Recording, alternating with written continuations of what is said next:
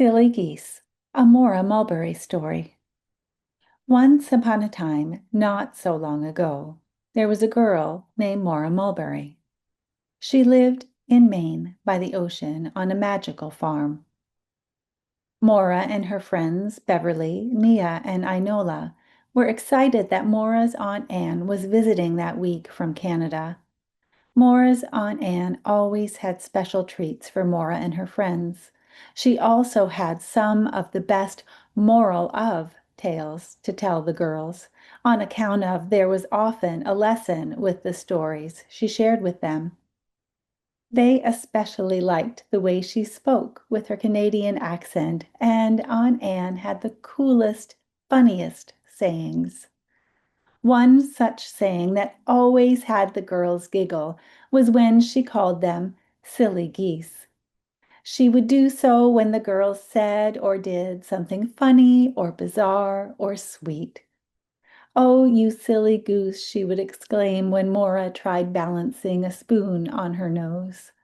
"Oh, you silly geese," she would laugh when the girls would twirl in unison, dancing to their favorite song. "Oh, you silly geese," she would laugh when the girls would jump in the fallen leaves. "Why are geese silly?" Mora asked Aunt Anne. Aunt Anne was a retired elementary school teacher and Sunday school teacher. She always had the best answers to any of their questions. Aunt Anne thought for just a moment. Then she explained what she knew about geese. When we think of geese, we usually think of the aerodynamic way they fly, their V formation instantly recognizable as a flock of geese.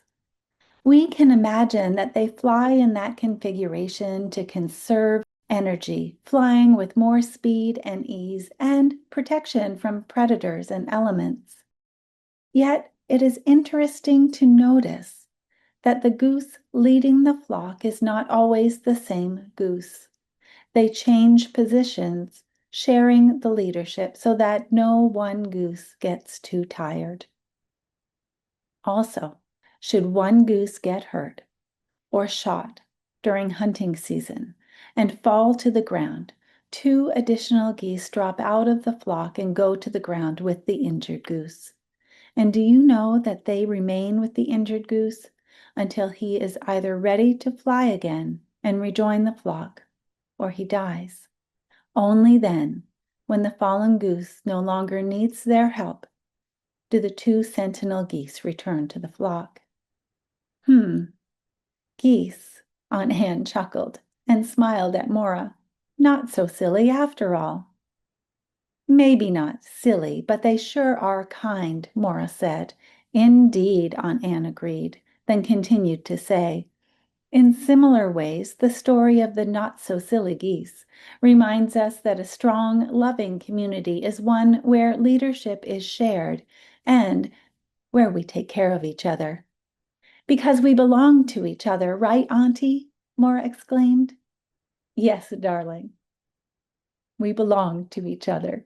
"I love you, sweetheart," Aunt Anne said as she hugged Mora. "I love you too," Mora said as she hugged Aunt Anne back. Just then, they saw a flock of geese in the distance. What a beautiful sight to see. "Silly geese," Mora and Aunt Anne said in unison, then laughed together as they watched them fly away.